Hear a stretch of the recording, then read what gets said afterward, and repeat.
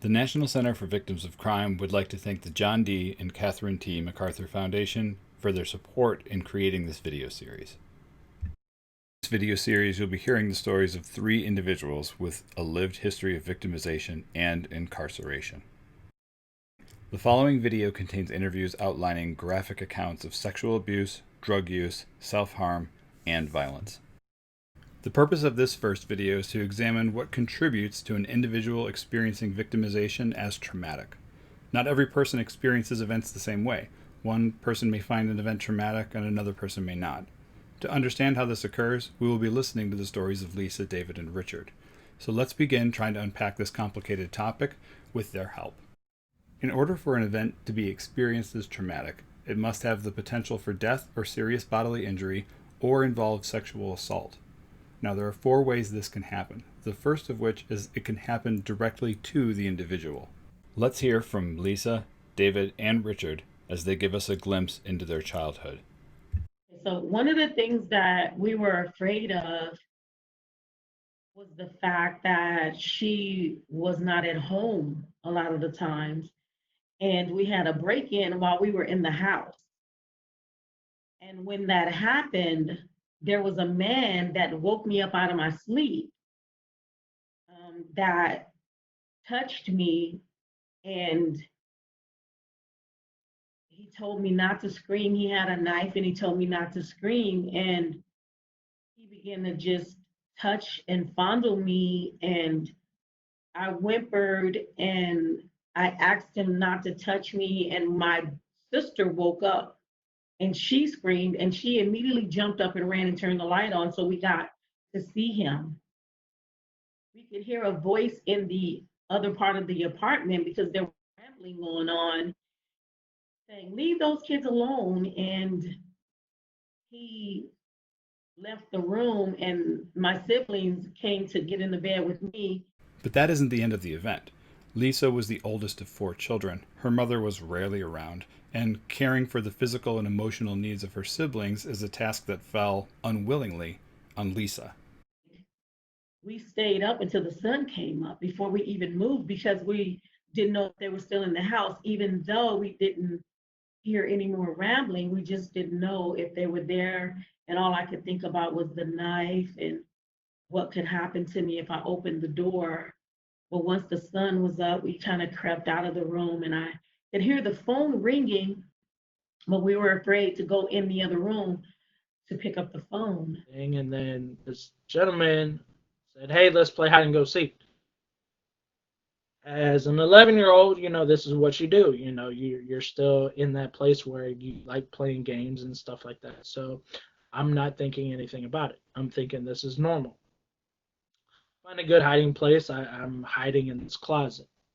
So the next thing I know, the closet door opens. He tells me to be quiet, and he pulls my pants down, and then he starts molesting me. And as an 11-year-old, you don't know what's going on. You don't know what to do. And so that's when the molestation began with me. And from the beginning, it was a thing where he was holding this fear over me and my brother. He threatened to kill us, threatened to kill our family members, threatened to kill our dad. So he knew where everybody lived. My first experiences of the big trauma, which was childhood sexual abuse. And it was that abuse that really just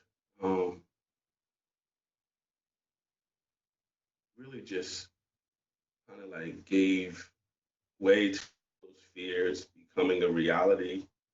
Um, These individual events don't happen in a vacuum. They represent another chapter of victimization, not the beginning and the end. The victimization or traumatic event can happen in the area near an individual. For example, Lisa and Richard lived in neighborhoods that experienced drug abuse, gang activity, and violence. On top of that, victimization can also be viewed as traumatic if it happens to someone else, someone the individual loves. Where my dad kicked my sister out of the house. So my sister was 12 years old, which put me about 7 years old. And so it got to the point where my dad just got fed up and called DSHS, which is the Department of Social and Health Services in Washington. and Child Protective Services, and they came and took her away. And so for a 5 to 6 year period, she was between receiving homes or group homes and living on the street. Richard's father died 2 months before he was born.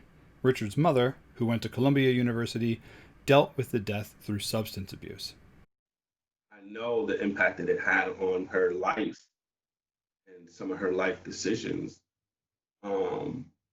Choosing to, find ways to cope with substance abuse, and how that like severely compromised, um, our lifestyle and what we had access to and the neighborhoods that we lived in and the relationships that we had with family. Her unaddressed trauma and eventual substance abuse really, compromised her ability to exercise, her intelligence, her knowledge, and that direct impact on my life was also very obvious from the beginning. One of the things I remember seeing really early on was my mom threatening to kill herself. I remember hearing that and actually seeing her do that.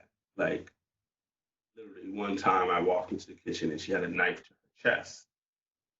And I remember grabbing her and saying, like, Mom, what are you doing? Her crying.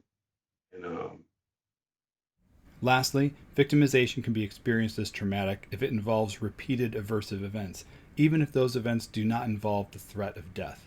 For example, Lisa and her siblings were regularly physically abused. Because there was a lot of abuse between my mother and I. Like my mother didn't mind, our culture was about whooping and hitting the kids. And so that happened a lot with my mom. Whenever something happened, that was the first thing that she would do. So I was always uncomfortable and nervous around her because I didn't know what she was. And fighting and abuse were also present in David's home. So really, my story really began when I was probably about 5 or 6. Parents were always arguing, fighting. I remember one of the earliest memories I have was my dad was threatening my mom and sister, and my dad started chasing them around with a hacksaw blade. So I actually thought that he was potentially going to kill them. Aside from the nature and frequency of the event also needs to be viewed as uncontrollable in order for it to be experienced as traumatic. It doesn't matter if you're a child or an adult, but there's a big difference between a child and an adult. A child does not have the same intellectual capacity, life experience, or problem solving skills as an adult.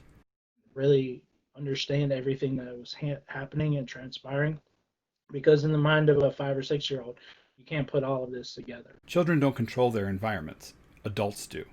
So children see any traumatic event as uncontrollable. If a child has no control over their environment, and that environment is unpredictable, how can they feel safe? when I was really young, just remember being in situations and feeling like never feeling safe, never feeling safe. And so I remember being kind of a timid child, like, being scared. And I remember people saying that, like, why are you scared? Sometimes parents make things worse. Lisa was scared of a painting in the house because her mother told her the individual in the painting was always watching her. Scared me. There was like this painting on the wall that was watching me, and she would always tell me it was watching me. So I was too afraid to get up and go to the restroom at night. So I went to bed like well up until I was like maybe about 10 years old. And because I was always so afraid. The third and final thing that is required for an individual to view an event as traumatic is that it must challenge personal beliefs or concepts. As an adult, you have a pretty good sense of who you are, but children don't have the same personal beliefs and self-concepts as adults.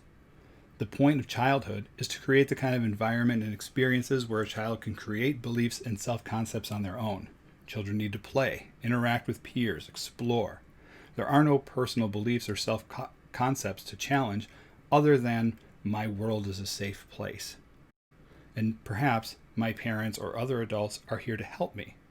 And as we've seen, those beliefs can get shattered.